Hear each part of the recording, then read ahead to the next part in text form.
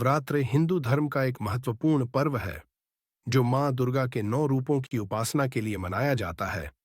इस पर्व का संबंध शक्ति, भक्ति, तपस्या और आध्यात्मिक जागरण से है। नवरात्रि का अर्थ है 9 रातें, और इन दिनों में देवी दुर्गा के विभिन्न स्वरूपों की आराधना कर उनसे शक्ति, समृद्धि और ज्ञान की प्राप्ति की जाती है। यह वर्ष में 4 बार आता है। इनमें चैत्र और शारदीय नवरात्रि विशेष रूप से प्रसिद्ध हैं। इन 9 दिनों में उपवास, पूजा, मंत्र जाप और ध्यान के माध्यम से देवी शक्ति की आराधना की जाती है। यह आध्यात्मिक शुद्धिकरण, आत्मशक्ति जागरण और भक्ति का पर्व है, जिसमें भक्तगण देवी से शक्ति, समृद्धि और रक्षा की कामना करते हैं। यह पर्व वर्ष में 4 बार आता है। पहली माघ गुप्त नवरात्रि, दूसरी चैत्र नवरात्रि, तीसरी आषाढ़ गुप्त नवरात्रि, चौथी शारदीय नवरात्रि। शारदीय नवरात्रि के बाद दशहरा मनाया जाता है, जो अधर्म पर धर्म की विजय का प्रतीक है। नवरात्रि शक्ति, साधना और भक्ति का पर्व। नवरात्रि एक महत्वपूर्ण हिंदू त्योहार है जो मां दुर्गा के 9 रूपों की आराधना के लिए मनाया जाता है। संस्कृत में नवरात्रि का अर्थ है 9 रातें। इन 9 दिनों में देवी दुर्गा की पूजा कर शक्ति, ज्ञान, समृद्धि और भक्ति की साधना की जाती है। प्लीज चैनल को सब्सक्राइब करें और बेल आइकॉन को प्रेस करें। आपके इस सपोर्ट से मुझे और उत्साह मिलता है। धन्यवाद। नवरात्रि का महत्व। नवरात्रि आत्मशुद्धि, शक्ति जागरण और भक्ति भाव को बढ़ाने का समय होता है। यह केवल एक धार्मिक उत्सव नहीं, बल्कि एक आध्यात्मिक साधना भी है, जिसमें व्यक्ति अपने शरीर और आत्मा को सकारात्मक ऊर्जा से भरता है। इस दौरान उपवास, ध्यान, मंत्र जाप और दान पुण्य किए जाते हैं। 9 दिनों की पूजा और 9 देवियां। हर दिन मां दुर्गा के अलग अलग स्वरूपों की पूजा की जाती है। पहले दिन शैलपुत्री माता की पूजा होती है, जो पर्वतराज हिमालय की पुत्री, शक्ति और साहस का प्रतीक है। दूसरे दिन ब्रह्मचारिणी माता की पूजा होती है, जो तपस्या और साधना की देवी। तीसरे दिन चंद्रघंटा माता की पूजा होती है, जो साहस और विजय की देवी। चौथे दिन कूष्मांडा माता की पूजा होती है, जो सृजन शक्ति की देवी, ब्रह्मांड की रचनाकार। पांचवें दिमाग स्कंद माता माता की पूजा हिजिया होती है, जो प्रेम और मातृत्व का प्रतीक। छठे दिन कात्यायनी माता की पूजा होती है, जो राक्षसों का संहार करने वाली शक्ति। सातवें दिन कालरात्रि माता की पूजा होती है, जो नकारात्मक शक्तियों का नाश करने वाली देवी। आठवें दिन महागौरी माता की पूजा होती है, जो शांति, करुणा और पवित्रता का स्वरूप। आखिरी 9 दिन सिद्धिदात्री माता की पूजा होती है, जो सिद्धि और ज्ञान देने वाली देवी। मां शैलपुत्री की कथा। क्यों नवरात्रि के पहले दिन इनकी पूजा होती है?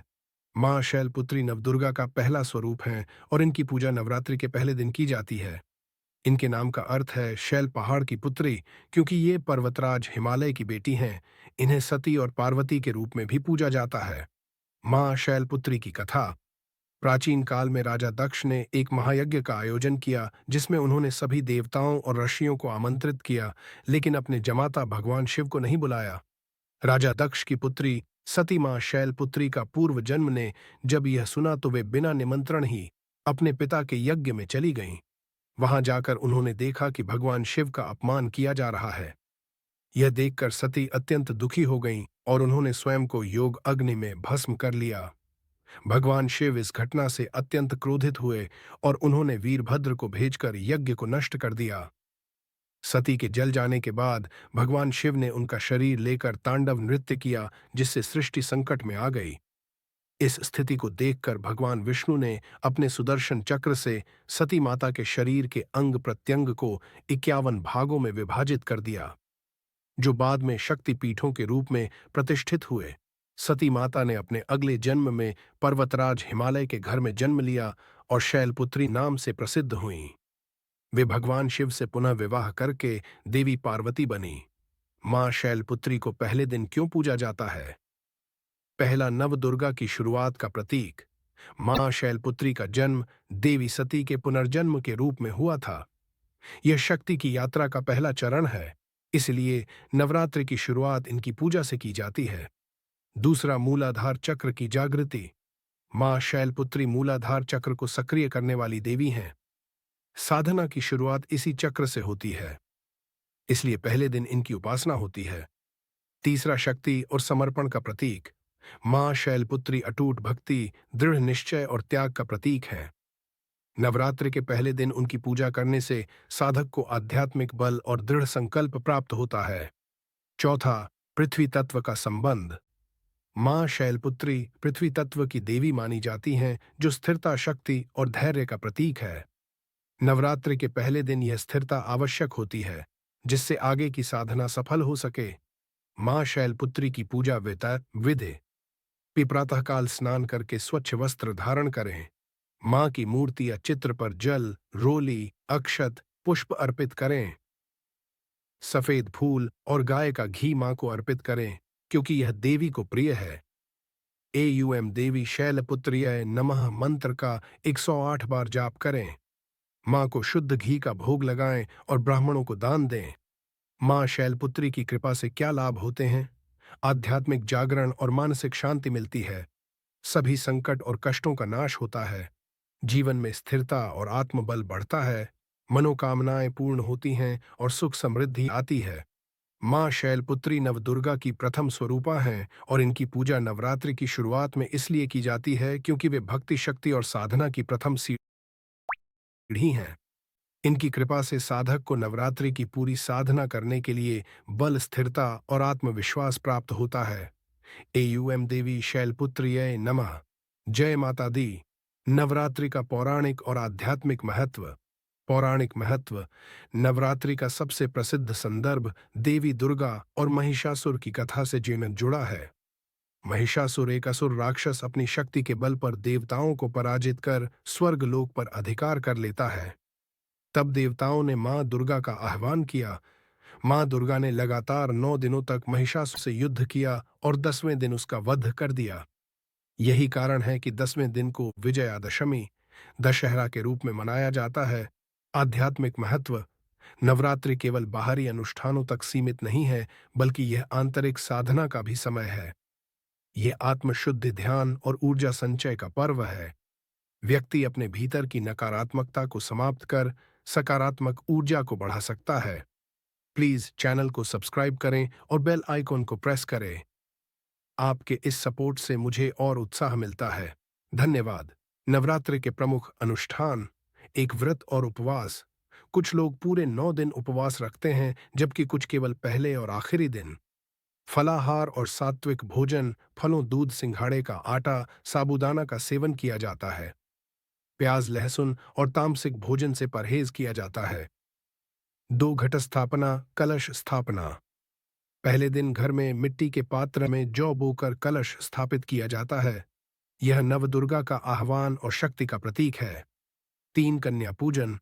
नवरात्रि के 8वें, अष्टमी या 9वें, नवमी दिन कन्याओं को भोजन कराकर उनका पूजन किया जाता है। 9 कन्याओं को नवदुर्गा का स्वरूप मानकर पूजते हैं। 4, जागरण। रात्रि में भजन, कीर्तन, दुर्गा सप्तशती पाठ और देवी जागरण किए जाते हैं। गुजरात और अन्य राज्यों में गरबा और डांडिया का आयोजन किया जाता है। 5, हवन और विसर्जन।